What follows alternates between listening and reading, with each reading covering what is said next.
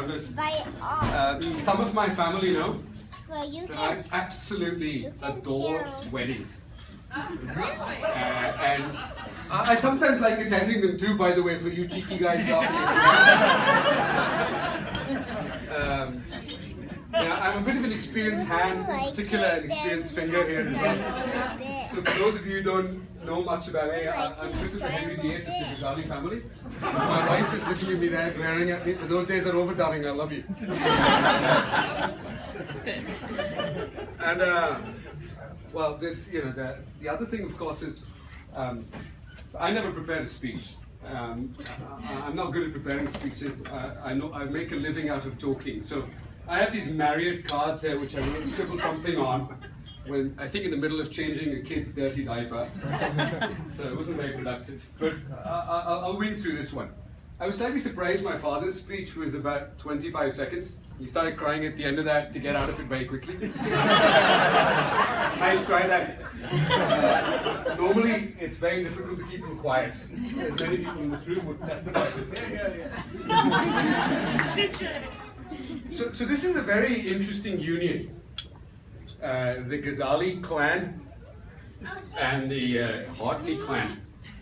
You know, I'd never met the Hartleys before till I came to this wedding. Sorry. I feel you. You know, but the moment I met them, I saw all those wonderful traits of compatibility with our family.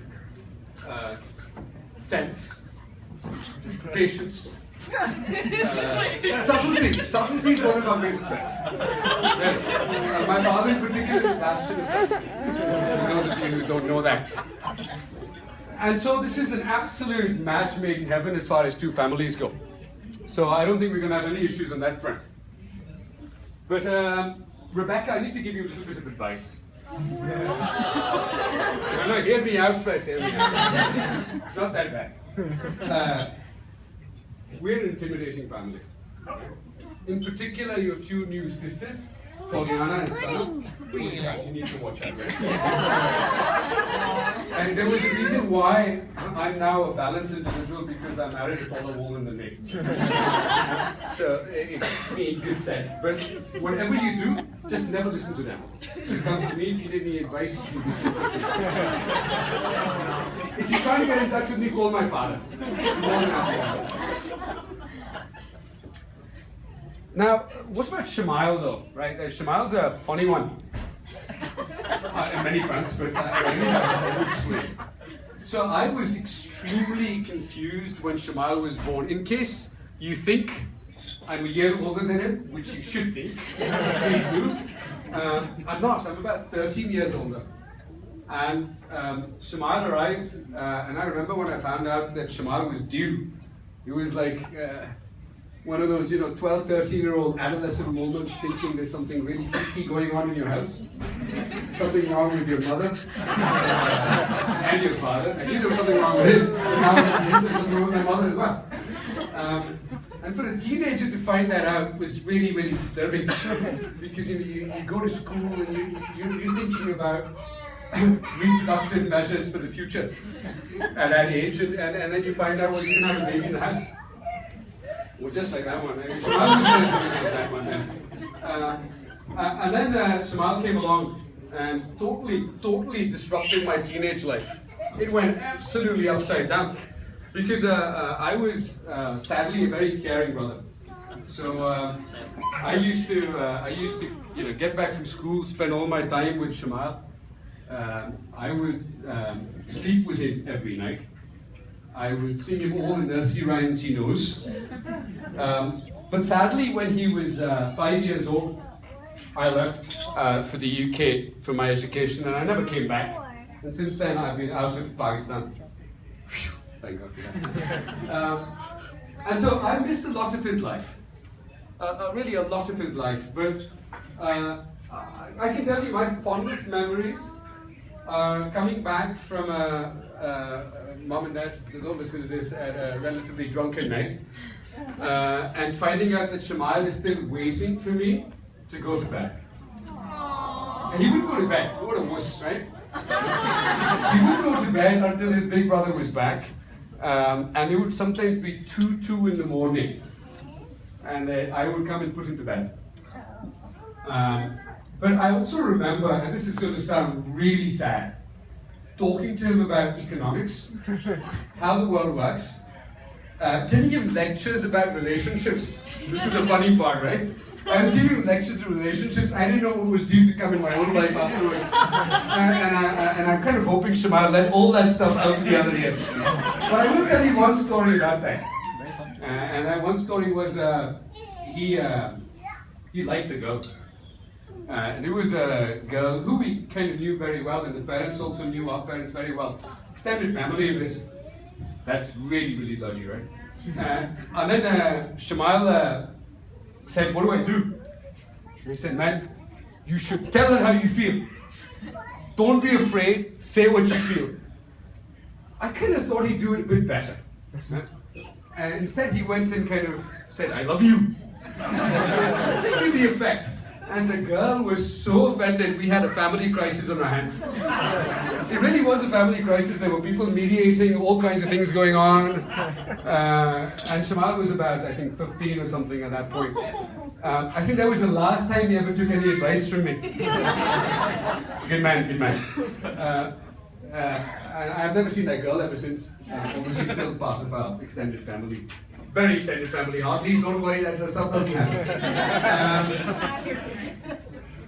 But you know, he was, the thing about Shamyle is, and Rebecca, you know this, and I hope you know this, that despite the disruption he created in my teenage life, despite the fact that he destroyed the collective reputations my brother here and I built over the years in our school, which was 2 of the worst freaks to ever come into Addison College, which was a very august institution.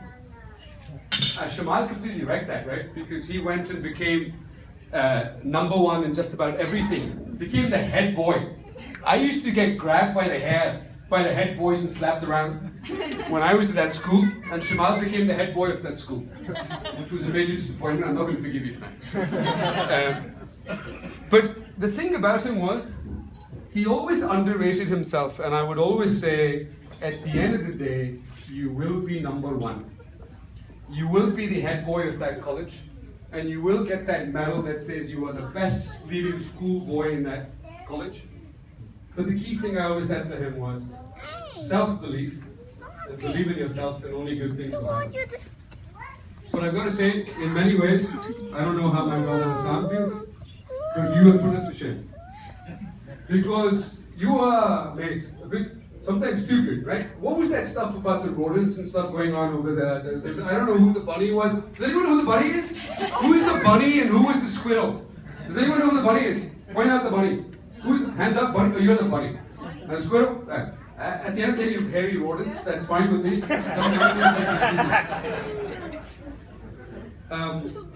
But really, Rebecca, you have found yourself an absolutely exceptional boy. And for me, Shamyle is a younger brother, but actually more for the relationship we had. This is going to sound really dodgy. More like a son for me. More like a son for me. And it's actually through Shamyle I kind of realized I might not be a bad dad eventually when my time comes. So thank you for the early coaching. When I came here to Chicago, I hadn't had much contact at all with Shamyle for some time. I certainly hadn't met Rebecca or her lovely family. And I asked Shamyle just one question.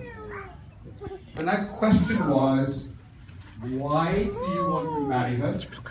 And why do you love her? Okay, the cheeky stuff is quiet for now. Madam Godmother, that's a godmother talking over there. She's the noisiest person in this extended family, by the way. Stay away. I asked him that question, what is it about Rebecca that makes her so special to you? And at that point, I'll tell you something else. I was like, does this guy know what he's doing? I was out of touch with my brother. I thought he had my genes. I was going to go through, I won't go further. And I wanted to know what he was doing and if it was for the right reasons. And he had a very simple response. And a very simple response came over a glass of Talisker. You know the single malt scotch? He's never had single malt before. So that was his education process. And his response was, Bhai, which means brother. It's because she says everything's going to be okay. And I'll tell you what, as I talked about the experienced hand and the experienced finger, that's the most important thing. Because when you're down and the chips are down and everything kind of feels like it's falling apart, that's what matters the most. Someone stands there and says everything's going to be okay. So ladies and gentlemen, boys and girls, lift your glasses to the bride and groom, but in particular, to everything being okay. Keep this. To you, Mama, keep this. Cheers. Mama, here.